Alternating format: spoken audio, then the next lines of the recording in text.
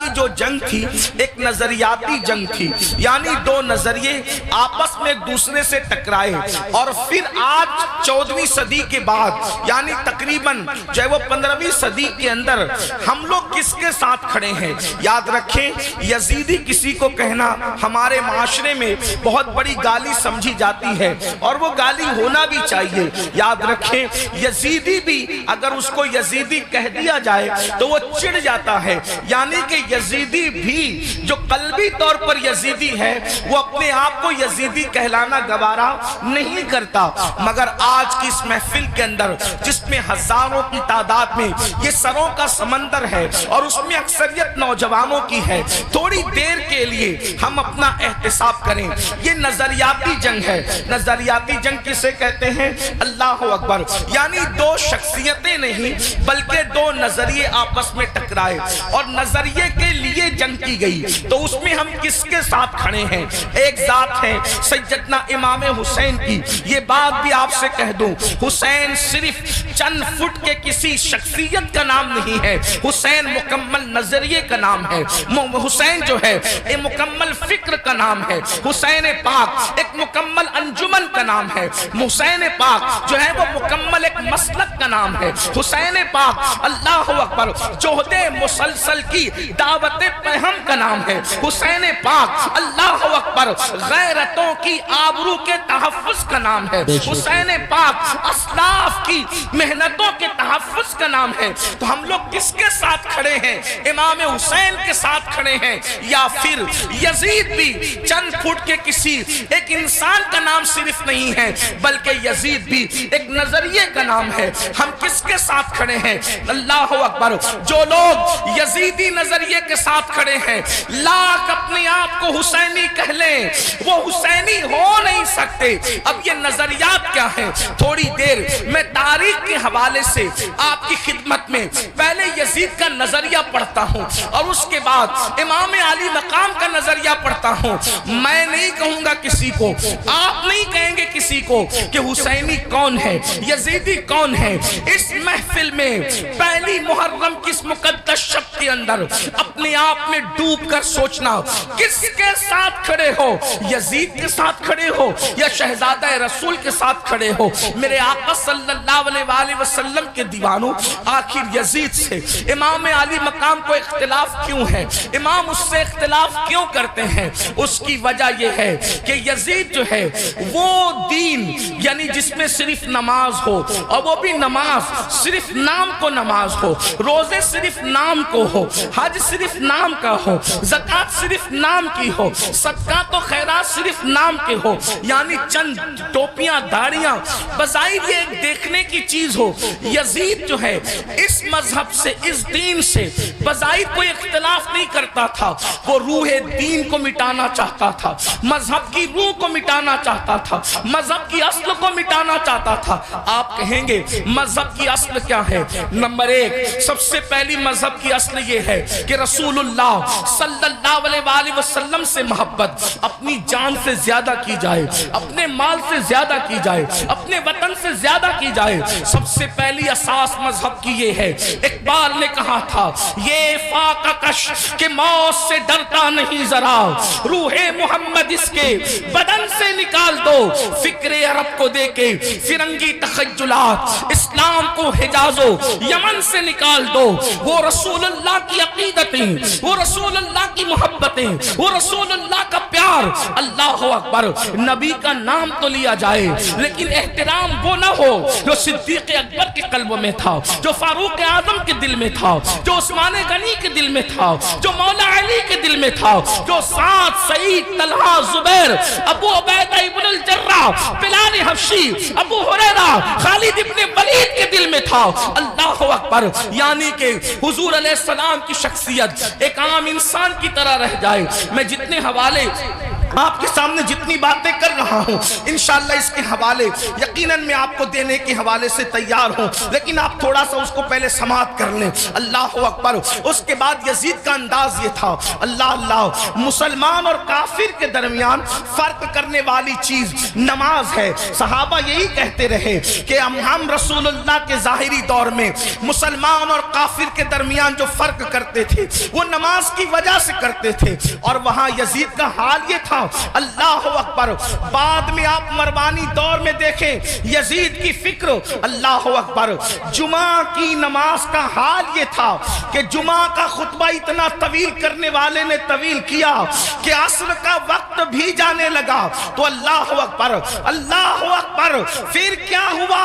حضرت سیدنا عبداللہ ابن عمر جیسی ہستیوں نے ٹوکا تو اللہ اکبر، کہنے والے نے کہا کہ میں یہ چاہتا ہوں کہ آپ کے گردن کا بوجھ جو آپ کے جسم پر ہے اس کو ختم کر دیا جائے۔ میرے آقا علیہ الصلوۃ والتسلیم کے پیارے دیوانوں، اسی طریقے سے آپ دیکھیں، یعنی کہ دین بدلنا، دین کا نام لے کر دین بدلنا، وہ دین جس میں نماز نہ ہو یعنی روح نماز، وہ دین جس کے اندر اللہ اکبر نشے کی مکمل طور پر کوئی رکاوٹ نہ ہو بلکہ نشہ کیا جاتا ہو۔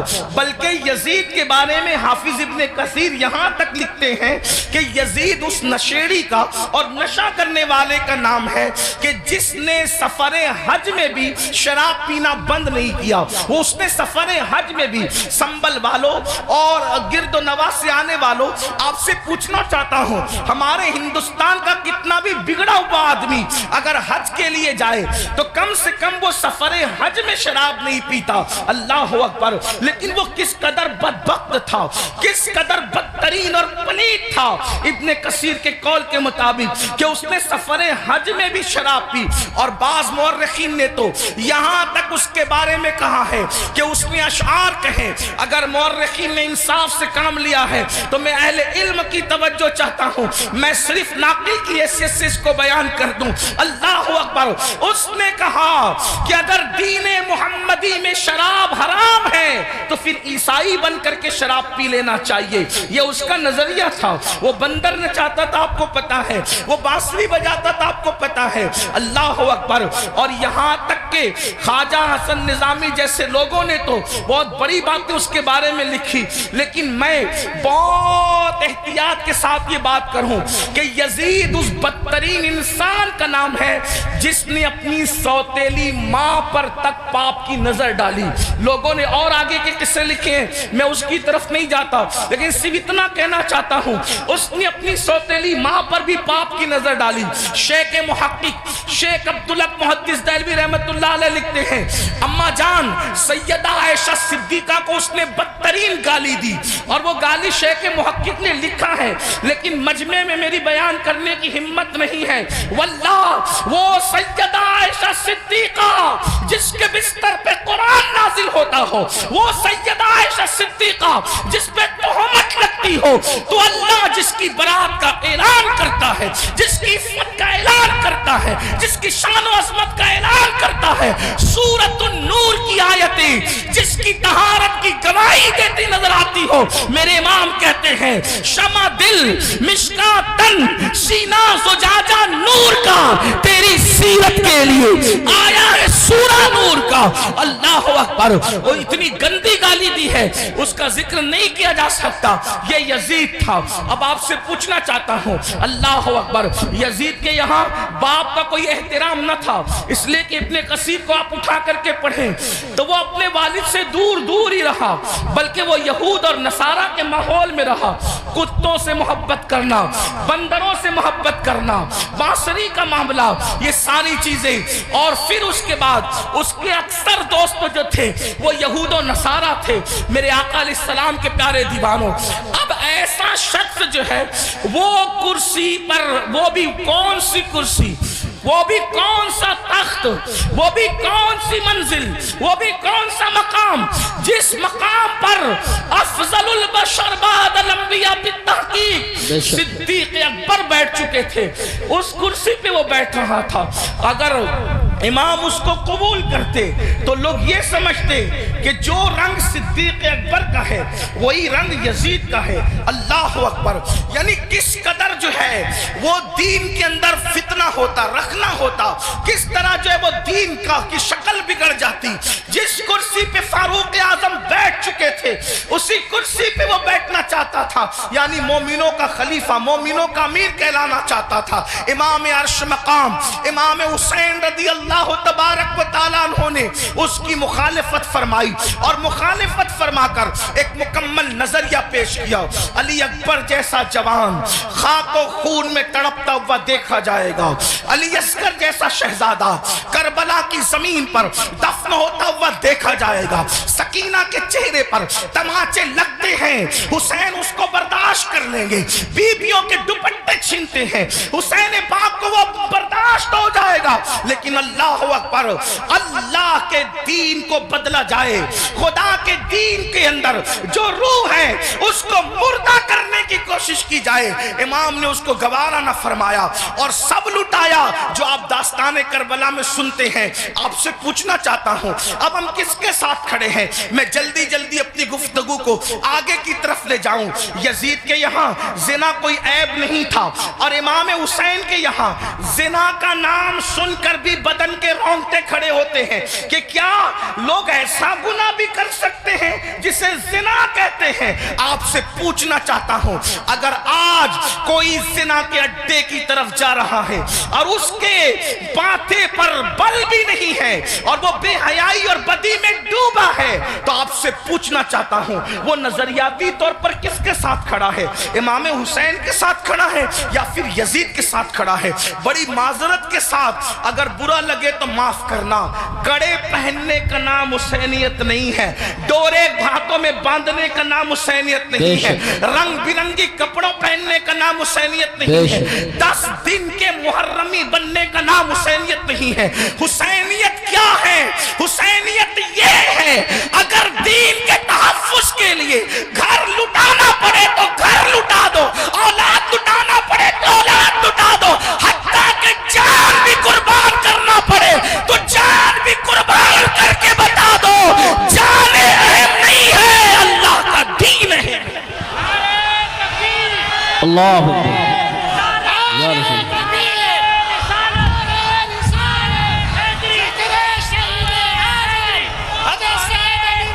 بڑی معذرت کے ساتھ کچھ لوگوں نے حسینیت کو بہت سستا کر دیا. اگر ڈوڑے کڑے اور کلر کے کپڑوں کا نام حسینیت ہوتا یا چند محفلوں کا نام حسینیت ہوتا پھر تو پوری دنیا حسینیت کی طرف آ جاتی. حسینیت اتنی آسان تو نہیں ہے نا.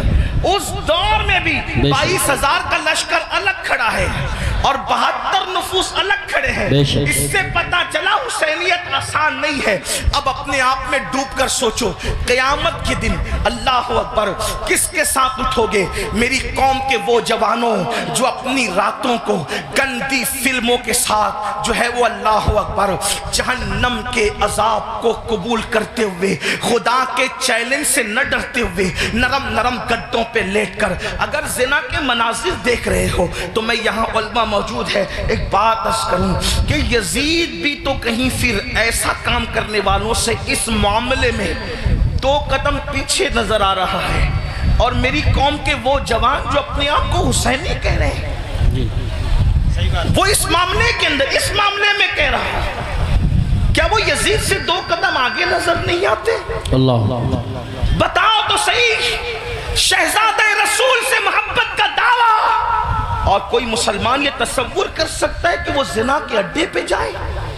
وہ زنا جس کے بارے میں اللہ کے رسول صلی اللہ علیہ وآلہ وسلم غیب داں نبی نے فرمایا کہ قیامت کے دن زانیوں کو آگ کے کپڑے پہنائے جائیں گے، آگ کا کرتا پہنایا جائے گا اور ان کی شرمگاہوں پر جہنم کی آگ بھڑکائی جائے گی.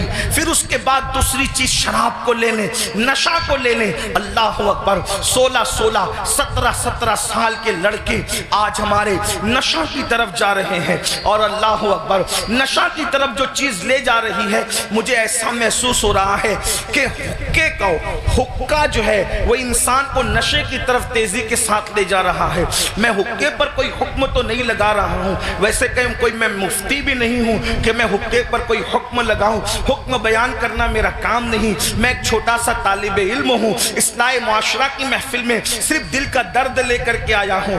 ابتدا حقے سے ہوتی ہے. حقہ تو کوئی حرام نہیں. اس طرح کی لوگ بات کرتے ہیں, پھر دھیرے دھیرے سگریٹ پر آتے ہیں, اور سگریٹ کے اندر پھر کیا کیا لگا کے پیا جاتا ہے مجھ سے زیادہ آپ لوگ جانتے ہیں, اور آپ لوگوں سے ہی ہم تک باتیں پہنچتی ہیں. اور پھر دھیرے دھیرے انسان ایم ڈی کا, نشے کا, اور خدا جانے کس کس چیز کا عادی ہو جاتا ہے. آپ سے پوچھتا ہوں, یزید بھی نشہ کر رہا ہے, آپ بھی نشہ کر رہے ہیں, اور یزید کے اور آپ کے نشے میں فرق کیا ہے؟ اللہ اکبر.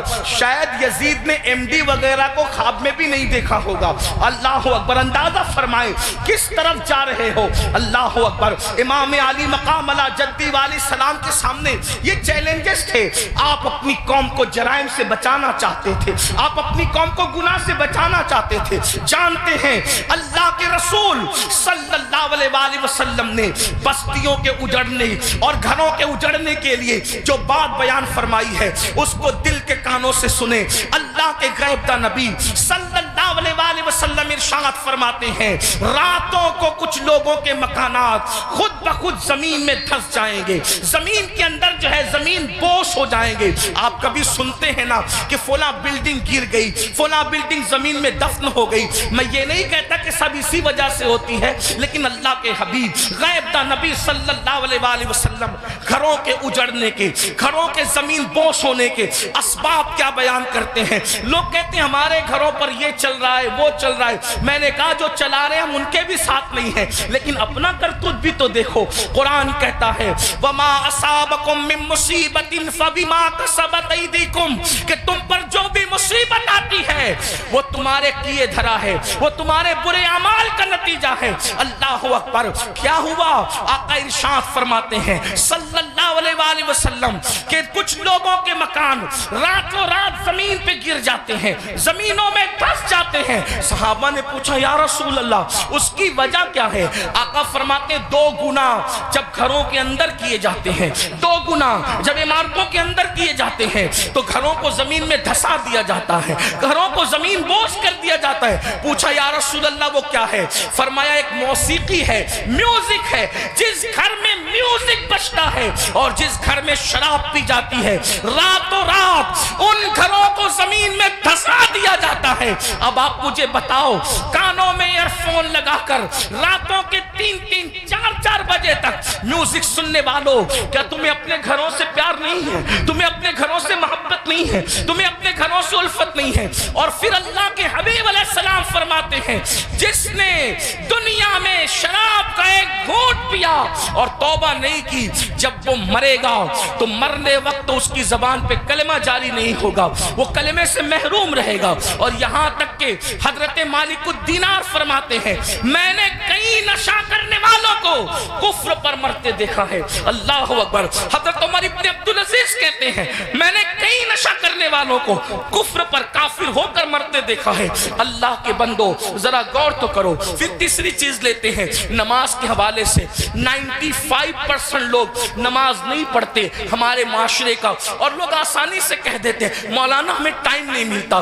بلکہ عاشور کے شب میں بھی جس میں جمعرات ہی کو جنگ ہو رہی تھی کربلا کی, اکثر مورخین کہتے ہیں جمعرات کوئی جو ہے وہ جنگ کا آغاز کر دیا تھا. امام پاک نے پوچھا غازی عباس سے, عباس کیا کر رہے ہیں یہ لوگ؟ کہا وہ تو جنگ شروع کرنے کی بات کرتے ہیں. کہا ان سے کہہ دو کہ ہمیں نماز بہت پسند ہے, ہمیں تلاوت بہت پسند ہے, ہمیں گریہ اللہ کے لیے کرنا بہت پسند ہے, ذکر اذکار بہت پسند ہے. وہ جنگ تو ہونی ہے لیکن ایک رات کی وہ ہمیں مہلت دے دے تاکہ آنے والی رات شب عاشور ہے اس میں ہم اللہ کی عبادت کریں, گریہ وزاری کریں. آپ سے پوچھتا ہوں امام تو مہلت لے رہے ہیں عبادت کے لیے, اور اللہ رب العزت نے ہمیں پوری زندگی دی ہے, عبادت کی طرف نہیں آتے. کتنی سادگی سے انسان کہتا ہے مولانا ٹائم نہیں ملتا. مجھے بتاؤ ہم سے بڑھ کر کے مکر کون کر رہا ہے؟ ہم کہتے ہیں ٹائم ٹائم نہیں ملتا. اگر تلاوت کے لیے ٹائم نہیں ہے تو گھنٹوں گھنٹوں واٹس ایپ پر وقت کے لیے کیسے ٹائم ملتا ہے؟ اگر اللہ کی عبادت کے لیے ٹائم نہیں ہے تو فیس بک پر یوٹیوب پر گھنٹوں گزارنے کے لیے ٹائم کیسے ملتا ہے؟ دوستوں کے ساتھ گپ شپ کرنے کے لیے ٹائم کیسے ملتا ہے؟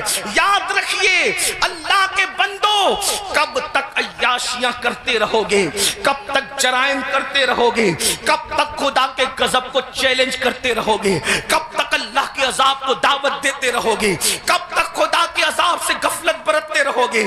یاد رکھنا، اللہ نے کسی کو بہت لمبی عمر ہمیشہ کے لیے نہیں دی ہے.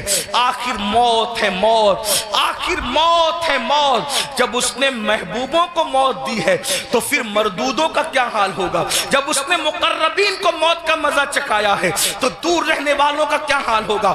یاد رکھنا، جس دن روح کا رشتہ جسم سے ٹوٹ جائے گا اس دن سوائے پچھتاوے کے کچھ ہاتھ نہیں آئے گا. اللہ اللہ، جب لوگوں کے درمیان بیٹھتے ہو تو ولیوں کی طرح باتیں کرتے ہو، اور جب تنہائیوں میں ہوتے ہو تو شیطان کا ننگا ناچ بن جاتے ہو. یہ منافقت نہیں ہے تو اور کیا ہے؟ زبان کچھ اور کہے اور کردار کچھ اور کہے.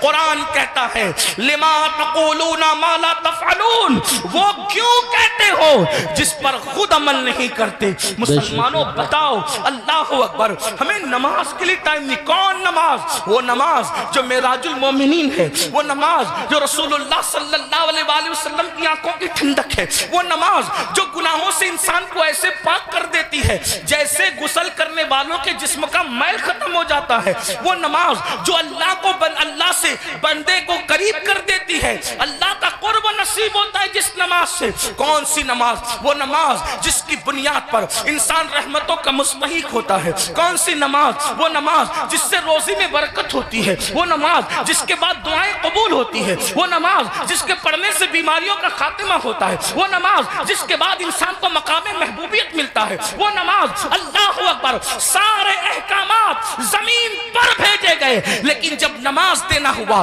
تو زمین پر نہیں بھیجی گئی بلکہ معراج میں لامکاں پہ بلا کر محبوب کو دے کے بتایا گیا. سارے احکامات اپنی جگہ ہے لیکن نماز کا معاملہ اپنی جگہ ہے. اسی لیے بزرگوں نے فرمایا، اللہ کے رسول علیہ السلام فرماتے ہیں کہ سب سے پہلے قیامت میں نماز کے بارے میں پوچھا جائے گا. اگر نماز کا معاملہ آپ کا کلیئر ہوا تو سارے معاملات کلیئر کر دیے جائیں گے، اور اگر نماز کے معاملے میں اٹک گئے، نماز کے معاملے میں پھنس گئے تو پھر انسان بچ نہ سکے گا. آپ مجھے بتائیں، ہمیں اللہ سے ڈر نہیں لگتا؟ جس قیامت کے دن کے بارے میں کعب احبار کہتے ہیں اگر 70 انبیاء کے برابر بھی کوئی اعمال بفرض محال لے کر کے پہنچے تو بھی وہ اپنے اعمال کو حقیر جانے گا، حقیر. آپ سے پوچھتا ہوں کیوں وقت نہیں نکالتے؟ اب آئیے آپ سے پوچھوں، امام تو سجدے کی، امام تو اللہ اکبر شہادت کے وقت بھی سجدہ کرتے ہیں. کتنا دردناک وقت ہوگا. اللہ اللہ، جب انسان کا ایکسیڈنٹ ہوتا ہے اور وہ موت کو قریب دیکھتا ہے تو انسان اپنی جان کی فکر کرتا ہے، مگر قربان میرے امام شہید کربلا نے جب آخری وقت آیا تو بھی اپنے سر کو سجدے میں رکھا اور سر سجدے میں رکھ کر کے بتا دیا اوروں کو جان سے محبت ہے لیکن علی کے بیٹے کو اپنی جان سے زیادہ سجدے سے محبت ہے. سبحان اللہ، سبحان اللہ. آپ بتائیں تو صحیح. اور اسی نماز سے ہم دور ہیں. عاشور میں بھی نماز دور کرتے، عاشور میں بھی نماز سے دور رہتے ہیں. آئیے اب اس اپنی گفتگو کو اینڈ کی طرف لے جاتے ہوئے آپ سے پوچھوں، اگر قیامت کے دن، توجہ کرنا ان جملوں پر، اگر قیامت کے دن فہرست بنی زانیوں کی کہ زانی ایک ساتھ کھڑے رہیں، توجہ آپ، زانیوں کی فہرست بنی کہ زانی ایک ساتھ کھڑے رہیں گے تو جس گروپ میں یزید ہوگا اسی گروپ میں زنا کرنے والے بھی تو ہوں گے نا. دنیا کے اندر بڑی بڑی باتیں ہانکنا آسان ہے. محشر آپ کی مرضی اور میری مرضی سے نہیں ہوگا.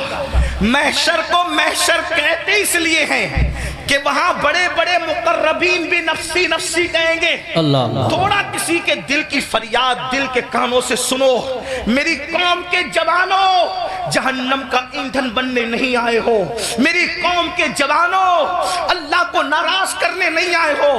امام علی مقام سے جان سے زیادہ محبت والے میرے سنیو، آپ سے پوچھتا ہوں تھوڑا غور کرنا، ایمان والے دل پہ ہاتھ رکھ کر سوچنا، زانیوں کی فہرست بنے گی کہ سارے زانی ایک ساتھ کھڑے رہیں، تو بتاؤ جہاں یزید ہوگا وہاں زانی لوگ ہوں گے کہ نہیں ہوں گے؟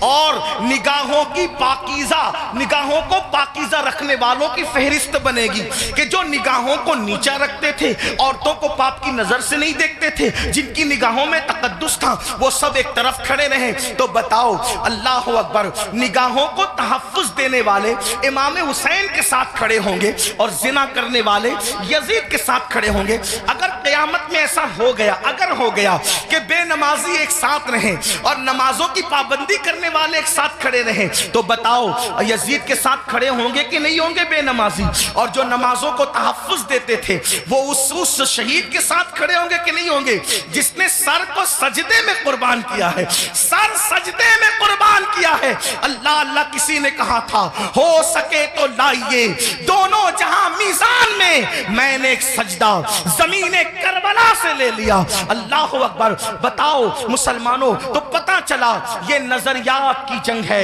یہ نظریات کی جنگ ہے۔ اب سے پوچھوں، جنگ میں جب انسان جاتا ہے، جنگ میں جب انسان جاتا ہے فوج لے کر جاتا ہے، بہن لے کر نہیں جاتا۔ جنگ میں انسان جاتا ہے فوج لے کر جاتا ہے، بیبیاں لے کر نہیں جاتا۔ جنگ میں انسان جاتا ہے اللہ اکبر فوج لے کر جاتا ہے، سوتیلے بھائی لے کر نہیں جاتا۔ جنگ میں انسان جاتا ہے 6 مہینے کا بچہ لے کر نہیں جاتا۔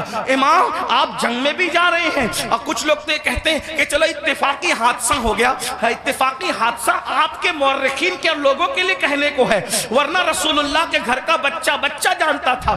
آقا نے اتنی تفصیل سے کربلا بیان کی تھی۔ ابن عباس کہتے ہیں کہ نبی کے گھر کے بچے کو پتا تھا کہ حسین میدان کربلا میں کھڑے جو وہ شہید ہوں گے۔ جنگ صفین کے موقع پر مولا کائنات جب کربلا کے قریب سے گزرے تو روئے، فرمایا یہاں حسین کے اونٹ بیٹھیں گے، یہاں ان کے کجاوے رکھے جائیں گے۔ یعنی کتنی تفصیل معلوم تھی خاندان رسول کو کہ اونٹ کہاں بیٹھیں گے وہ بھی پتا ہے، خیمے کہاں لگیں گے وہ بھی پتا ہے، کجاوے کہاں رکھے جائیں گے وہ بھی پتا ہے۔ آپ کہتے ہیں حادثہ ہو گیا، لیکن یہ حقائق ہے، سچائی ہے۔ امام آپ جنگ کے لیے جا رہے ہیں لیکن بیویاں لے جا رہے ہیں، جنگ کے لیے جا رہے ہیں، بہنیں لے جا رہے ہیں، جنگ کے لیے جا رہے ہیں، بیٹیاں لے جا رہے ہیں، جنگ کے لیے جا رہے ہیں، بچے لے جا رہے ہیں، جنگ کے لیے جا رہے ہیں، سوتیلے بھائی لے جا رہے ہیں۔ ایسا کیوں؟ امام گویا کے بتائیں گے یہ تلواروں کے ٹکرانے کی جنگ نہیں بلکہ یہ کردار کی جنگ ہے، یہ نظریات کی جنگ ہے۔ ایک طرف یزید سوتیلی ماں کو باپ کی نظر سے دیکھ رہا ہے، تو ہم میدان میں بتائیں گے کہ سوتیلے رشتے کا تقدس کیا ہے۔ آپ دیکھیں پوری دنیا کے اندر سوتیلا رشتہ ہمیشہ مشکوک رہا ہے۔ آپ توجہ کریں، سوتیلا رشتہ ہمیشہ مشکوک رہا ہے۔ آپ نہیں دیکھتے سوتیلے رشتے کا مطلب قرآن کی تفاسیر اٹھا کر کے دیکھیں، ابن عباس سے لے کر صاحب نعیمی تک سوتیلے رشتے کا مطلب کیا؟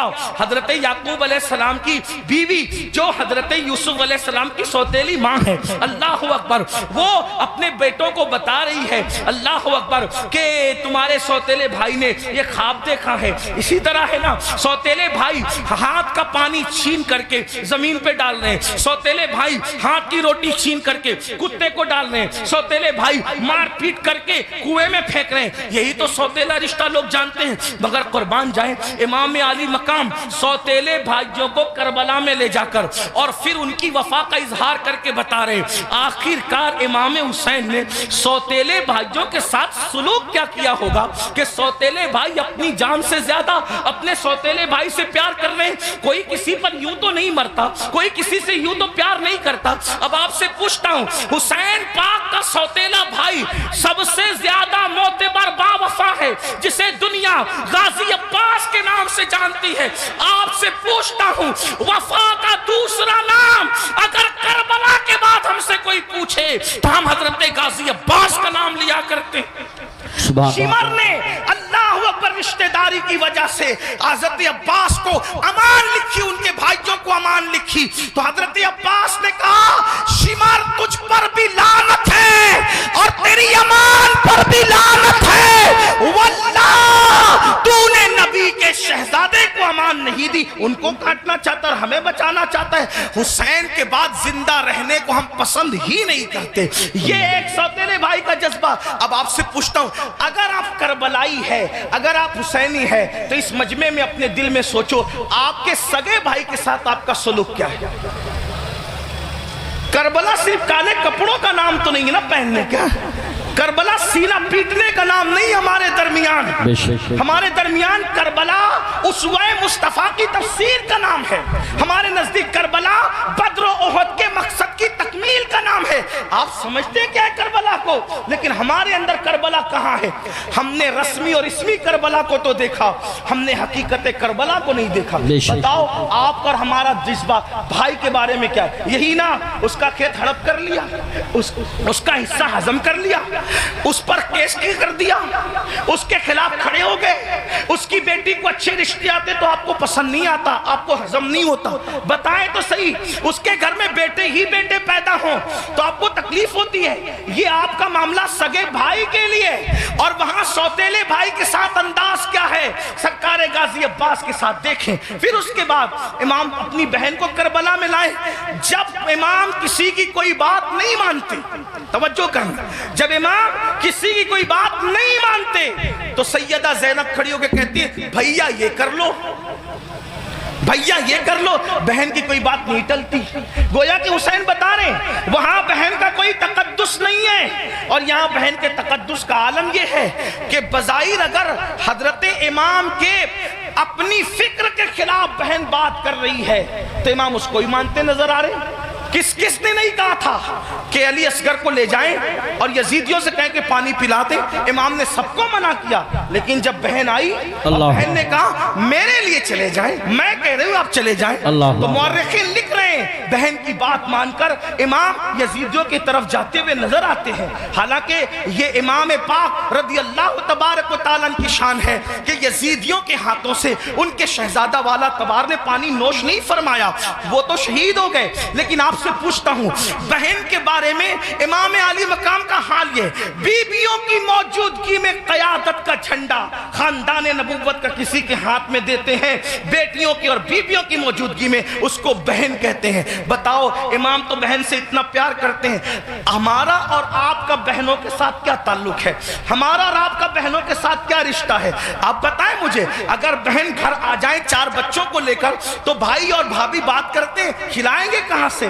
حیرت کی بات یہ ہے جس قوم کی سوچ فکر حسین سے اس قدر گر جائیں، پھر کیا اس قوم کے لیے یہ نہ کہا جائے کہ وہ نام کے لیے تو حسینی بنی ہے لیکن افکار کے اعتبار سے وہ کہیں نہ کہیں یزیدیت کا شکار ہے۔ میرے آقا صلی اللہ علیہ وآلہ وسلم کے دیوانوں، جانتے ہیں بہن کا مقام کیا ہے، بہن کا مرتبہ کیا ہے؟ اور یہ اللہ کے رسول علیہ السلام سے سیکھا۔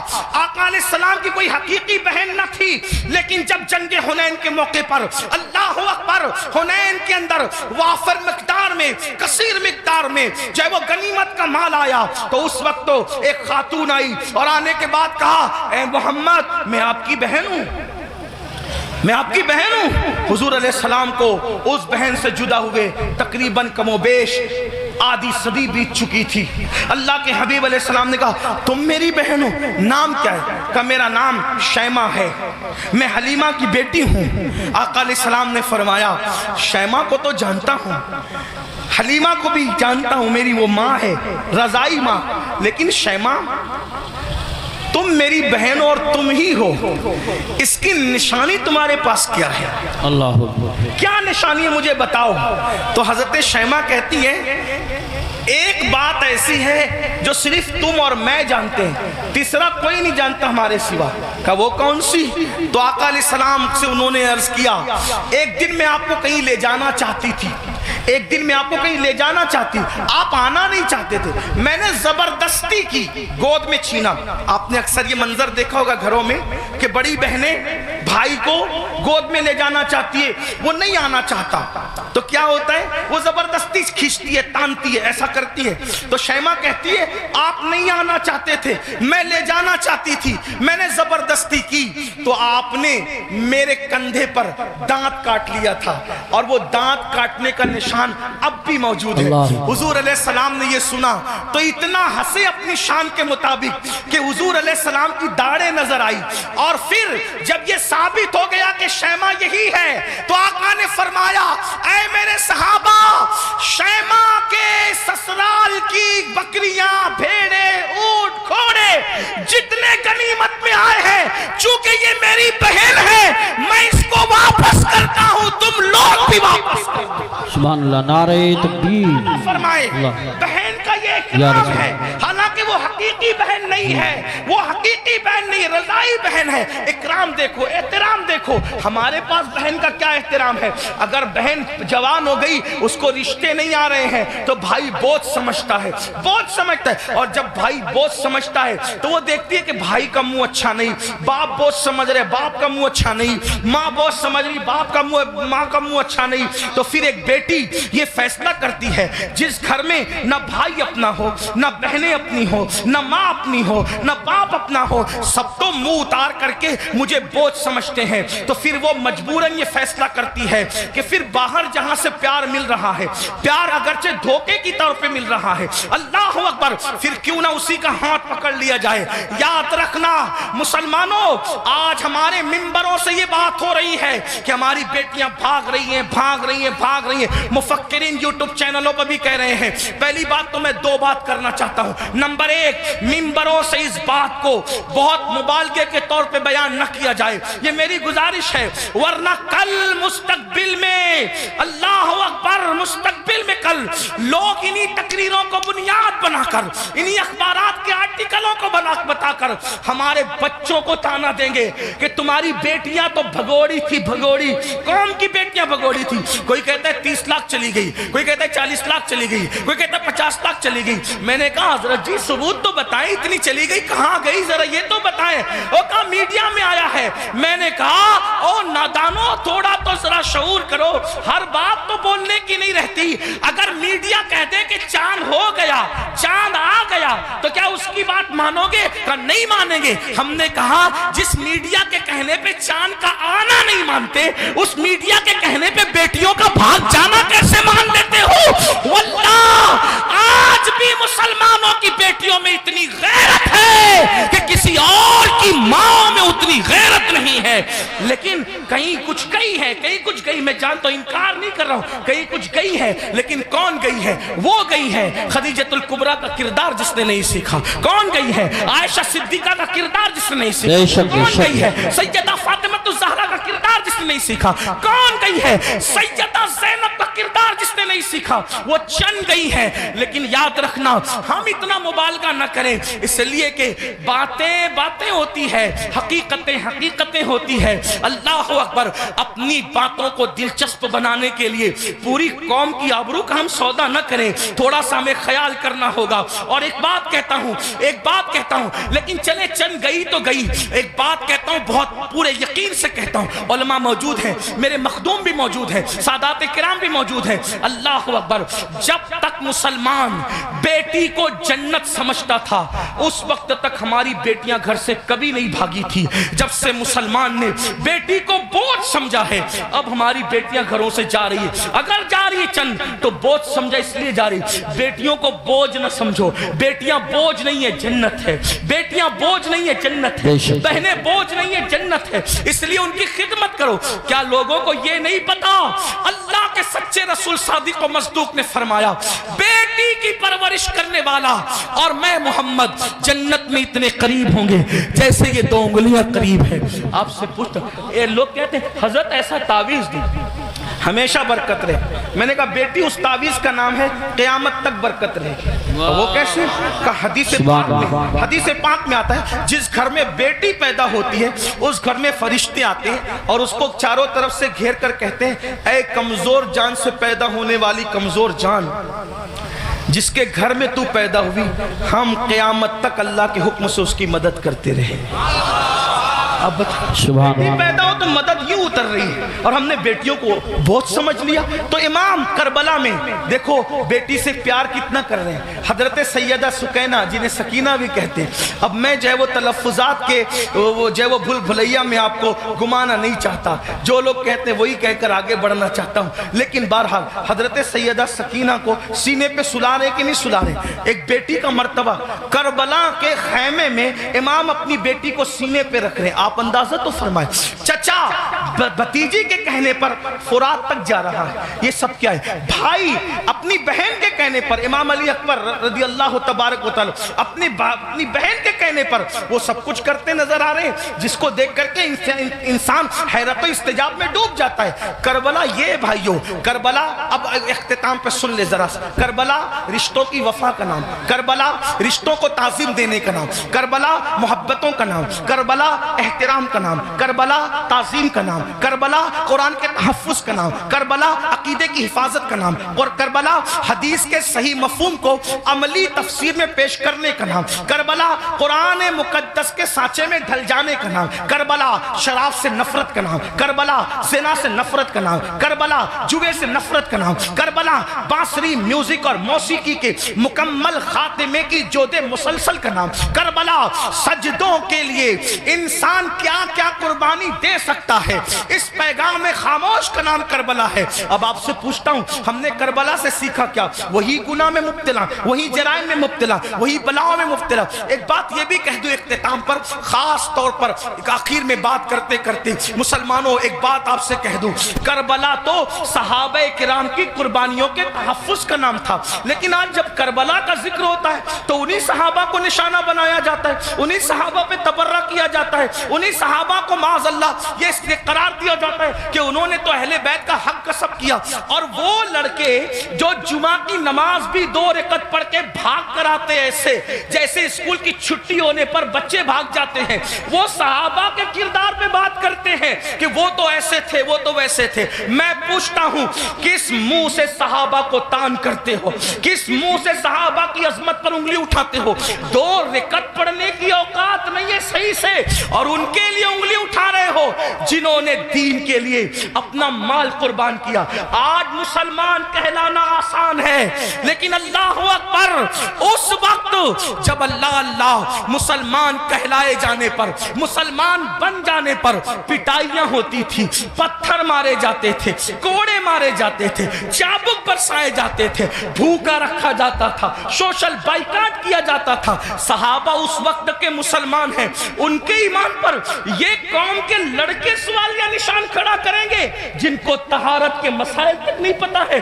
آپ سے پوچھنا چاہتا ہوں، وہ صدیق اکبر رضی اللہ تبارک و تعالیٰ عنہ جس نے وہ قربانی دی ہے کہ اللہ کے رسول نے فرمایا، جس نے اسلام کی مدد کی ہے سب کے احسان کا بدلہ ادا کیا جا چکا ہے، سوائے ابو بکر کے احسان کا بدلہ قیامت میں اللہ تبارک و تعالیٰ عطا فرمائے گا۔ ایسے لوگوں کو غاصب کہا جاتا ہے، ایسے لوگوں کو حق طلب کس کا؟ اہل بیت کا۔ مجھے بتاؤ مسلمانوں، ذرا غور کرو، اس فاروق اعظم کے بارے میں کہا جاتا ہے کہ انہوں نے یہ کیا، یہ کیا، یہ کیا۔ آپ سے پوچھتا ہوں، فاروق اعظم کا کردار پتا ہے؟ فاروق اعظم کا کردار معلوم ہے؟ فاروق اعظم کے کردار کے بارے میں علم ہے؟ اللہ اکبر، آپ کو وہ سفر یاد ہوگا، آپ وہ سفر جانتے ہوں گے، اللہ اکبر، کہ فاروق اعظم مدینہ منورہ سے چلتے، فاروق اعظم مدینہ منورہ سے چلتے اور مدینے سے چلتے ہوئے بیت المقدس جاتے ہیں۔ ایک ہی اونٹنی ہے، اپنے جوانوں کی خاص توجہ، ایک ہی اونٹنی ہے، غلام ساتھ میں جا رہا ہے۔ فاروق اعظم غلام سے کہتے ہیں سواری ایک ہے، اس لیے ہم یہ کریں گے، سواری ایک ہے، یہ کریں گے کہ تھوڑی دیر میں بیٹھوں گا، تھوڑی دیر آپ بیٹھنا، پھر میں پیدل چلوں گا، پھر تم بیٹھو گے، تم چلو گے، میں بیٹھوں گا۔ آپ سے پوچھتا ہوں، بیت المقدس تک غلام کو اس طرح لے کر کے گئے کہ نہیں لے کے گئے؟ آپ بتائیں، بولنے سے پہلے تولو، کسی کی بھی بات سن کر کے بکا مت کرو۔ جو فاروق اعظم ایک غلام کی حق تلفی نہ کریں، جو فاروق اعظم ایک غلام کی حق تلفی نہ کریں، وہ فاروق اعظم اپنی آقا زادی سیدہ فاطمہ الزہرا کی حق تلفی کیسے کر سکتے ہیں؟ آپ جانتے ہیں، کبھی غور تو کیا کیا ہوتا, کبھی سوچا تو ہوتا. جس سے جو سنا وہی بکنا شروع کر دیا. میرے آقا علیہ السلام فرماتے ہیں میرے اصحاب کو برا مت کہو, میرے صحابہ کو برا مت کہو. اور اسی کربلا کی بات کرتے ہوئے صحابہ پہ تبرہ کیا جائے. مسلمانوں کیا منہ لے کر کے اٹھو گے؟ جانتے ہیں شفا شریف میں قاضی ایاز رحمت اللہ تعالی علیہ لکھتے ہیں کہ ایک شخص مر رہا تھا, اس کو موت آ رہی تھی. مرتے وقت اس کی زبان پہ کلمہ نہیں آ رہا تھا, اللہ اکبر, اس کی زبان پہ کلمہ نہیں آ رہا تھا. اس سے پوچھا گیا کہ تو کلمہ کیوں نہیں پڑھ پا رہا ہے؟ اس نے کہا کہ میں ابو بکر اور عمر کے گستاخوں کے ساتھ بیٹھا کرتا تھا. وہ گستاخ نہیں تھا بلکہ گستاخان شیخین کے ساتھ بیٹھتا تھا. اللہ اکبر. تو جو گستاخان شیخین کے ساتھ بیٹھے, صرف بیٹھے, مرتے وقت اس کی زبان پہ کلمہ نہیں آتا, جو گستاخی کرے اس کا کیا انجام ہوگا؟ یہ دنیا چند دن کی ہے, یہ دنیا چند لمحے کی ہے. بندوں کی خوشی کے لیے اللہ کو ناراض نہ کرو. واللہ ورسولہ احق ان یرضوا, اللہ اور اس کا رسول اس بات کے زیادہ حقدار ہیں کہ ان کو راضی کیا جائے. آج یہ بحث چل رہی ہے کہ کون کب ایمان لایا تھا, کون کب ایمان لایا تھا. میں نے کہا کسی نے کبھی بھی ایمان لایا تھا. ایمان تو لایا تھا نا, حضور نے تو معاف کیا تھا نا, حضور نے تو چادر میں جگہ دی تھی نا. جس کو رسول اللہ امان دے دے, جس کو نبی امان دے دے, امتی کو حق کیا ہے اس کو امان سے باہر کرنے کا. آپ سے پوچھنا چاہتا ہوں, اس لیے مسلمانوں اپنی حیثیت میں رہو. اعلیٰ حضرت امام احمد رضا محدث بریلوی فتاوی رضویہ شریف میں لکھتے ہیں عالم ربانی کی توہین کرنے والا کفر تک جاتا ہے. جب عالم ربانی کی توہین کرنے والا کفر تک جاتا ہے, جو صحابہ کی توہین کرے, صحابہ کو گالیاں دے, یاد رکھنا اسٹیج پر کچھ بھی کہو, کمرے کی گفتگو تو اللہ سن رہا ہے, دلوں کا حال تو اللہ دیکھ رہا ہے. اس لیے ان کے لیے دلوں میں کینہ نہ رکھو, ان کے لیے دلوں میں عداوت نہ رکھو. مسلمانوں کیا بات ہے, اگر رسول اللہ اونٹ کے چمڑے کی نالین پہن لے تو ہم اس نالین کو سر پہ رکھتے ہیں. آخر اونٹ کا چمڑا نہ دیکھا, کیا دیکھا؟ رسول اللہ کی نسبت دیکھی. تو جب رسول اللہ کی نسبت کی وجہ سے اونٹ کا چمڑا سر پہ رکھا جاتا ہے, تو رسول اللہ کی نسبت کی وجہ سے اصحاب مصطفیٰ کی تعظیم کیوں نہیں کی جاتی, ان کا احترام کیوں نہیں کیا جاتا؟ لیکن ایک بات یہ بھی خیال رکھنا, ایک طبقہ وہ ہے کہ اللہ جو صحابہ کو ہلکا جان رہا ہے, صحابہ کی بیعت بھی کر رہا ہے, کمروں میں بیٹھ کر کے اپنے ماننے والوں کو ان کے خلاف کان بھر رہا ہے. لیکن دوسرا طبقہ وہ بھی نظر آ رہا ہے کہ جب اہل البیت پر کوئی گفتگو ہوتی ہے تو پھر اس کا منہ اترتا ہے کہ یہ اہل بیت کی فضیلت پڑھنے والا کوئی رافضی تو نہیں ہو گیا. ہم کہتے ہیں اللہ کے بندو, اہل بیت کی فضیلت پڑھنا رافضیت نہیں ہے, بلکہ صحابہ کی گستاخی کرنے کا نام رافضیت ہے. ورنہ دیکھو اللہ اکبر, ہمارے جتنے بزرگان دین ہیں سب نے کھل کر صحابہ کی عظمت بھی بیان کی اور اہل بیت کی عظمت بھی بیان کی. آج اگر محفل میں نعرے حیدری لگے تو کچھ لوگوں کے چہرے یوں اترتے ہیں. ہم نے خود منبر پہ محسوس کیا, ان کے نام نہیں جانتے وہ کون لوگ ہیں, اللہ اکبر, کہ محفل میں علی کا نعرہ لگ رہا ہے, کہیں رافضیوں کی محفل تو نہیں. میں نے کہا یہ فکر صحابہ نہیں ہے, فکر اہل سنت نہیں ہے. ہماری محفلوں میں صحابہ کے ساتھ علی مرتضیٰ کا نعرہ لگتا تھا, لگتا ہے اور انشاءاللہ لگتا رہے گا. بلکہ صحابہ نے تو معیار قرار دیا ہے ایمان کا علی مرتضیٰ کو. فرمایا جب لوگوں میں بدعتیں پھیلنے لگی, فتنے اٹھنے لگے, تو محفلوں میں لوگ آتے تو ہم سوچتے کون اپنا اور پرایا ہے. تو جب لوگوں کو چھانٹنا چاہتے, لوگوں کو تقسیم کرنا چاہتے, اپنے اور پرائے کا فرق کیا ہے, تو ہم ذکر علی کرنے لگتے. علی کا ذکر سن کر جن کے چہرے کھل جاتے سمجھ جاتے ایمان والا ہے, جس کا چہرہ اتر جاتا سمجھ جاتے کہ منافق. نعرہ تکبیر, اس لیے نعرہ رسالت. ذکر علی کرو مگر احترام صحابہ کے ساتھ, ذکر اہل بیت کرو احترام صحابہ کے ساتھ, صحابہ کا ذکر کرو اہل بیت کی تعظیم کے ساتھ, کیونکہ یہ دونوں رسول اللہ سے منسوب ہیں. بلکہ یوں کہہ لیں حضور کے ارد گرد ستارے گردش کر رہے ہیں. جو گردش گھر کے اندر کر رہے ہیں ان کو اہل بیت کہتے ہیں, اور جو گھر کے باہر کر رہے ہیں ان کو صحابہ کہتے ہیں. حضور کی نسبت کا خیال کرو. آئیے اپنی بات کو اختتام تک پہنچاتے ہوئے یہ بات عرض کروں, مسلمانوں ہم نے باتیں بہت کی, بہت باتیں کی. ہم سب جگہ ہیں, عمل کے میدان میں نہیں, عمل سے کورے, زندگی گناہوں میں ڈوبی ہوئی ہے. یاد رکھنا اللہ کی بارگاہ میں ہمیں اور آپ کو پہنچنا ہے, اللہ کو منہ دکھانا ہے, اللہ کی بارگاہ میں کھڑے ہونا ہے. آئیے آج سے پہلے کچھ کیا, جو کیا سچی توبہ کریں, اللہ کی طرف پلٹیں, اللہ کی طرف واپس آئیں.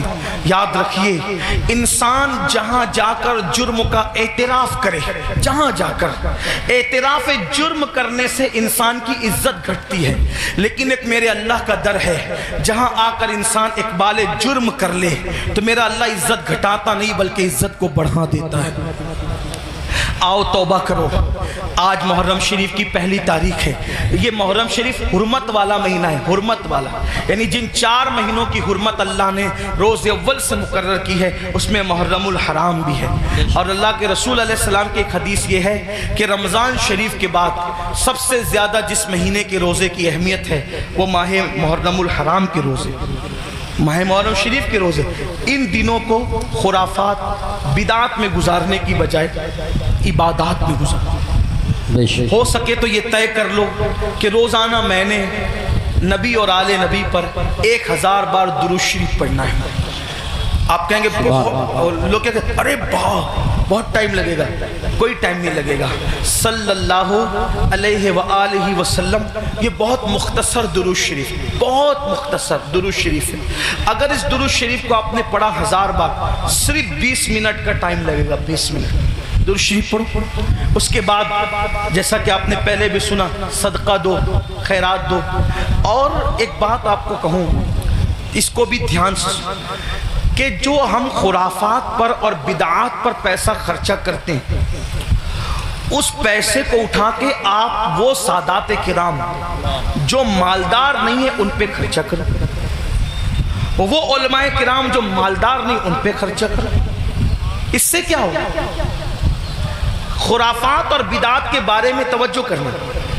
2 گروپ ہیں, ایک گروپ کہتا ہے جائز ہے, ایک گروپ کہتا ہے ناجائز. جو گروپ جائز کہتا ہے وہ بھی صرف جائز ہی کہتا ہے, نہ فرض کہتا ہے, نہ واجب کہتا ہے, نہ سنت کہتا ہے, نہیں کہتا نا. جو جائز ثابت بھی کر لے خرافات کو تو صرف جائز ہی کہہ سکے گا, فرض نہیں کہہ سکے گا, واجب نہیں کہہ سکے گا. لیکن بھائیوں اپنے مسلمان بھائی کی مدد کرنا تو اللہ نے ہم پہ فرض کیا ہے. بلکہ یہاں تک فرمایا کہ جب تک تم اپنے مسلمان بھائی کی مدد کرتے رہو گے اللہ تمہاری مدد کرے گا. اور آپ کو بتاؤں خاص طور پہ سادات کی خدمت, وہ جو مالدار نہیں ہیں مستحق ہیں, یہ نہیں کہتا غریب ہیں, میرے اندر اتنی ہمت نہیں کہ میں کسی سید کو غریب کہوں, لیکن سادات جو مالدار نہیں ہیں, مالدار اگر آپ ان کی خدمت کریں تو ہوگا کیا. 2-3 باتیں سن لے, بات ختم کرتا. حضرت سیدنا عبداللہ ابن مبارک رضی اللہ تعالی حج کو جا رہے تھے, حج کا ارادہ تھا, اور حج کے ارادے میں آپ نے یہ طے کیا کہ میں نے حج کو جانا ہے. پوری تیاری ہو گئی, ارادہ بن گیا حج کو جانا. عبداللہ ابن مبارک کو پتا چلا کہ میرے پڑوس میں ایک سید صاحب رہتے ہیں اور وہ اس وقت تھوڑا پریشان حال ہے, حالات کے ستائے ہوئے اور حالات کے مارے ہوئے. تو انہوں نے سوچا کہ پڑوسی ہے, سید ہیں, میں ان کے نانا کے یہاں جاؤں, میں حج کے لیے جاؤں اور ان کو بھوکا پیاسا تڑپتا بلکتا چھوڑ کے جاؤں. تو انہوں نے کیا کیا, اس سال حج نہیں کریں گے, انشاءاللہ آئندہ پھر کبھی دیکھیں گے. حج کی پوری رقم اٹھا کر اس سید صاحب کو دے دیا, اور اس کے بعد آنسو پوچھتے ہوئے اب صبر کرتے ہوئے رہ گئے. جب حج سے قافلہ واپس آیا تو لوگ ملاقات کرتے تھے تو عبداللہ ابن مبارک لوگوں کو کہتے تھے مبارک ہو حج, تو لوگ بھی کہتے تھے عبداللہ آپ کو بھی مبارک ہو, آپ کو بھی مبارک ہو. حضرت عبداللہ ابن مبارک سوچتے یا اللہ میں گیا نہیں لیکن جو آتا ہے مجھے حج کی مبارکباد دیتا ہے؟ اسی فکر میں تھے، آنکھ لگی تو خواب میں غیب سے ندا آئی، کوئی کہنے والا کہتا ہے عبداللہ ابن مبارک تو نے میرے نبی کے شہزادے کی مدد کے لیے حج کو ملتوی کر دیا، تو تیری یہ ادا اتنی پسند آئی کہ ہم نے تیرا ہم شکل ایک فرشتہ پیدا کیا ہے جو قیامت تک تیری طرف سے حج کرتا رہے گا اور اس کا ثواب تجھے ملتا رہے گا۔ سبحان اللہ سبحان اللہ، اس لیے خرافات کی طرف خرچ کرنے کی بجائے اپنے سادات جو مستحق ہیں ان کے لیے خرچ کرو۔ ایسے سادات ہیں، میں نے کئی جگہ دیکھا، کوئی سبزی بیچ رہا ہے، کوئی آٹو چلا رہا ہے، کوئی چائے بیچ رہا ہے، ان کے بچوں کی اسکول کی فیس نہیں ہے بھرنے کے لیے، ان کی بچیوں کی شادی کے لیے پیسے نہیں ہیں۔ یہ ساری چیزیں مسلمانوں ہمیں اس کی طرف غور، ترجیحات کی طرف غور کیجئے، جہاں خرچ کرنے کا زیادہ فائدہ ہے اس کی طرف۔ بلکہ امام اہل سنت ایک حدیث لکھتے ہیں، آئیے اس حدیث کو بھی سنیں۔ کہتے ہیں کہ میرے آقا علیہ السلام نے فرمایا کہ جس نے بنو ہاشم پر احسان کیا، ان کی خدمت کی، ان کی مدد کی، آقا فرماتے ہیں مجھ پر واجب اور لازم ہے کہ جس نے بھی میری آل کی خدمت کی، مدد کی، نصرت کی، حمایت کی، محبت کی، آقا فرماتے ہیں مجھ پہ واجب ہے، لازم ہے کہ اس کا صلہ میں اس کو قیامت میں دوں گا جب وہ مجھ سے ملے گا۔ یہ حدیث لکھنے کے بعد میرے امام کہتے ہیں جس کا مفہوم یہ سنیوں دوڑو اور سادات کی خدمت کر لو، اس لیے کہ نبی کس کس کو ملیں گے کس کس کو نہ ملیں گے الگ عنوان ہے، لیکن جنہوں نے آل نبی کی خدمت کی ہوگی اس سے ملنے کا وعدہ مصطفیٰ جان رحمت فرما رہے ہیں۔ گویا کہ اور لوگ حضور کو ڈھونڈیں گے اور حضور اپنی آل کی خدمت کرنے والے کو صلہ عطا فرما رہے ہوں گے، لقاء کا شرف عطا فرما رہے ہوں گے۔ اس لیے میری گزارش ہے، ہم نے اپنے پیسوں کو، روپیوں کو بہت ضائع کیا خرافات پر، بدعات پر۔ کیا خرافات ہے، کیا بدعات ہیں؟ اپنے علاقے کے مستند معتبر علماء اور مفتیان کرام کے پاس بیٹھو اور بیٹھ کر کے سیکھو کہ کن خرافات سے اور بدعات سے بچنا ہے اور کون سی چیزیں اہل سنت و جماعت سے ہے۔ جیسے کہ لوگ تو شربت پلانے کو بھی بدعت کہہ دیتے ہیں۔ آپ سے کہتا ہوں کہ بھئی شربت پلانا کون سی بدعت ہے؟ میرے امام لکھتے ہیں، وہ بھی کیا دلیل دی، فرمایا جب کتے کو پانی پلانے پہ جنت مل سکتی تو امام عالی مقام کے نام پہ اگر مومنوں کو شربت پلایا جائے تو پھر اس کا صلہ کیا ہوگا؟ یہ ساری چیزیں کرتے رہی۔ اللہ تعالیٰ سے دعا ہے اللہ ہم سب کو توفیق دے، گفتگو کے درمیان اگر کوئی غلطی ہو جائے تو اللہ تعالیٰ معاف فرمائے۔ استغفر اللہ ربی من کل ذنب واتوب الیہ۔ اہل سنت کا ہے بیڑا پار، اصحاب حضور نجم ہے اور ناؤ ہے عطرت رسول اللہ کی۔ السلام علیکم ورحمۃ اللہ وبرکاتہ۔ بیٹھو، بھی حضرت کا نورانی خطاب ہوگا انشاءاللہ۔ حضرت کا بیٹھیے، سارے لوگ بیٹھ گئے، حضرات تشریف رکھیں جائیے مت ابھی جائیے۔ تو انجمن خدمت